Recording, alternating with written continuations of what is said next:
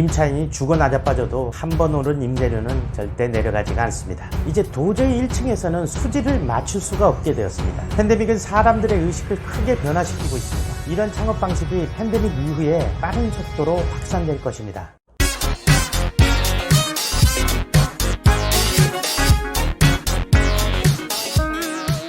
안녕하세요. 카페 창업 전문 유튜버 덕분이네입니다. 지난 3월 11일에 세계보건기구인 WHO에서 팬데믹을 선포한 지 3개월이 지났습니다. 하지만 이번 사태는 끝날 기미가 보이지 않고 있습니다. 오히려 여름에 주춤하다가 날이 추워지기 시작하는 가을쯤에 2차 대유행이 시작될 거라는 전문가들의 말이 힘을 얻고 있는 요즘입니다. 백신이 나오더라도 일반인에게 투여되려면 내년 겨울쯤에나 가능하다고 합니다. 결국 여러 가지를 종합해 볼 때 이번 사태는 길어지고 그로 인한 많은 변화는 자명한 일로 보입니다. 사실 이러한 변화는 없던 것이 생겨난 것이라기보단 원래부터 있었던 변화의 징조가 가속화되었다고 보는 것이 맞을 것 같습니다. 아무튼 창업시장에도 이러한 변화는 급물살을 탈 것이고 우리 덕분인의 구독자 여러분은 이에 대비하는 사람이 되기를 바라는 마음으로 이 영상을 준비했습니다. 궁금하시면 영상 끝까지 봐주세요.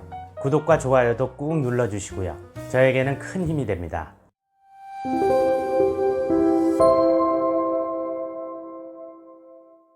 여러분은 슬세권이라는 말을 들어보신 적이 있나요? 슬리퍼를 끌고 갈 수 있는 상권이라는 의미입니다. 집에서 가까운 동네란 거죠. 신도시의 발달로 기존의 상권이 분산되어 오다가 이제는 동네 상권에서 소비를 더한다는 얘기입니다. 전에는 지하철이나 대중교통에 있는 역세권에서 주로 소비를 했다면 이제는 집에까지 왔다가 소비를 하러 다시 나갑니다. 가벼운 복장에 슬리퍼를 끌고요. 이러한 현상은 작년부터 두드러지기 시작했는데요. 이번 팬데믹 사태 이후로는 주된 소비 형태로 자리 잡을 것 같습니다.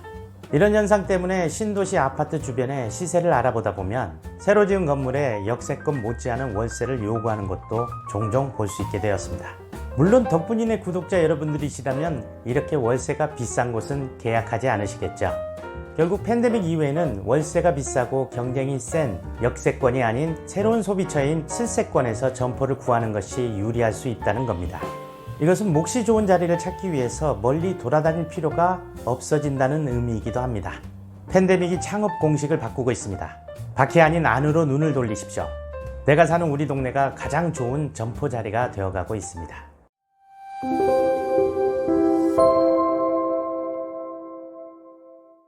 스타벅스가 이 땅에 상륙하기 전에는 우리나라 커피숍은 1층에 없었습니다.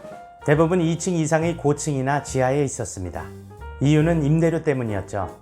그때만 해도 커피를 종이컵에 넣어서 들고 다니며 마신다는 것은 상상할 수 없었기에 굳이 1층에 있을 필요도 없었습니다.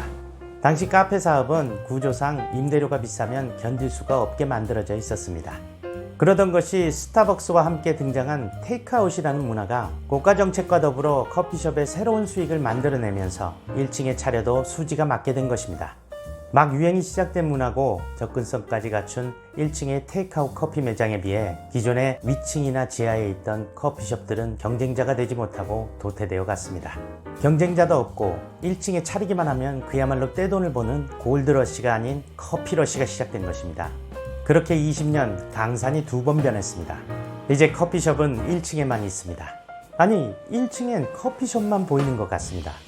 경쟁이 심하니까 나눠 먹어도 먹을거리가 있는 유동인구가 많은 목 좋은 곳을 찾아다닙니다. 모두가 이런 곳을 찾으니까 권리금이 올라갑니다. 건물주도 바보가 아니니 월세도 올라갑니다. 그래도 그런 곳에서 장사를 해야 수익이 남으니까 일말의 환상을 가지고 무리를 해서 들어갑니다. 결국 2019년에 임계점을 넘습니다. 폐업이 속출하기 시작한 거죠. 임차인이 죽어 나자빠져도 한 번 오른 임대료는 절대 내려가지가 않습니다. 공급망이 사슬처럼 엮여 있는 현대의 시장에서 어느 한쪽이 일방적으로 이익을 보는 현상이 영원히 지속되는 것은 불가능합니다. 이러다간 다 같이 죽을 것이라는 위기의식이 전문가들 사이에서 팽배해집니다. 그러던 2020년 미중류의 바이러스가 팬데믹 사태를 일으킵니다. 유동인구가 사라지고 상권이 이동합니다. 의료 전문가들은 이번 사태가 단기간에 끝나지 않고 적어도 내년 겨울까지는 지속될 거라고 경고합니다. 그래도 월세는 떨어질 생각이 없습니다. 떨어질 만도 한데 정말 지긋지긋한 놈입니다. 극히 일부를 제외하곤 이제 도저히 1층에서는 수지를 맞출 수가 없게 되었습니다. 다행히 스마트폰의 보급과 SNS의 확산으로 특별한 곳을 찾고 그런 곳이면 어디든 찾아가는 그런 시대가 되었습니다. 소상공인인 우리는 이것을 기회로 삼아야 됩니다. 그리고 20년도 훨씬 지난 과거의 카페 생존 법칙에서 배울 점을 찾아야 합니다. 덕분이네는 창업시장의 거대한 물줄기가 큰 원을 그리면서 한 바퀴를 돌아 과거의 지점으로 돌아가고 있다는 것을 느낍니다.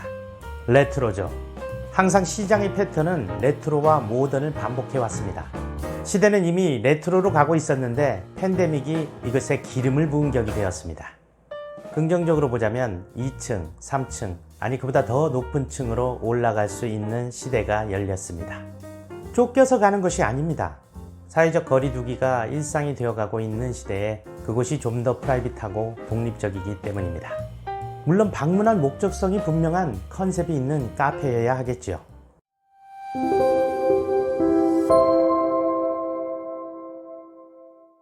전화나 인터넷 연결선으로 전송되는 데이터의 양을 트래픽이라고 합니다. 요즘은 초등학생도 배우는 컴퓨터 용어입니다.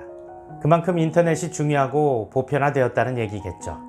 반면에 유동인구라고 불리는 거리의 사람들은 점점 줄어갑니다. 몇몇 특수한 상권을 제외하곤 유동인구가 현저히 줄어든 것이 팩트입니다. 이미 이러한 현상은 온라인의 발달로 인해 심화되고 있던 차였습니다. 그러다 팬데믹 상황이 되자 가속화된 거죠. 요즘 로드샵의 공실률이 엄청나게 빠른 속도로 늘고 있습니다. 온라인에서는 상황이 정반대입니다. 이미 온라인 소비 규모가 오프라인 규모를 넘어섰습니다. 오프라인 소비도 온라인을 통해 결정하고 결제하는 그런 시대로 변화하고 있죠. 아무리 고집을 부려도 현실은 바뀌지 않습니다. 답은 온라인에 있습니다. 예전의 유동인구가 요즘의 트래픽이라고 생각하시면 됩니다. 온라인의 트래픽이 곧 구매력입니다.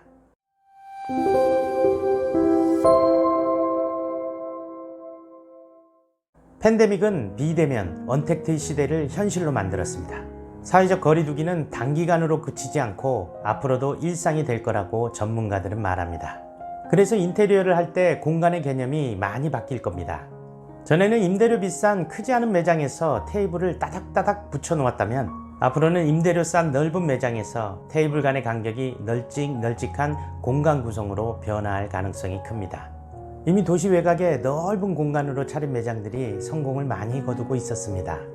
이런 창업 방식이 팬데믹 이후에 빠른 속도로 확산될 것입니다. 여유로운 공간이 오프라인 매장을 찾는 주된 이유 중에 하나가 된다는 거죠. 또한 공간 안에 또 다른 공간을 많이 만들수록 소비자가 좋아하는 인테리어가 될 것입니다. 예전엔 오픈된 공간에서의 자기과시 문화가 주를 이루었다면 이후에는 룸이나 파티션으로 분리된 프라이빗하고 독립적인 공간을 선호할 것으로 예상됩니다. 언제나 의식의 변화는 생활 공간을 변화시켜 왔습니다. 팬데믹은 사람들의 의식을 크게 변화시키고 있습니다. 그렇기 때문에 인테리어도 변화할 것이고 예전과 같은 공간 인식으로는 미래가 없습니다. 어떠세요? 도움이 좀 되셨나요? 도움이 되셨다면 구독과 좋아요 꾹 눌러주세요. 알람 설정도 부탁드립니다. 저에겐 큰 도움이 됩니다. 이 채널이 있는 이유는 당신이 있기 때문입니다. 당신의 덕분입니다.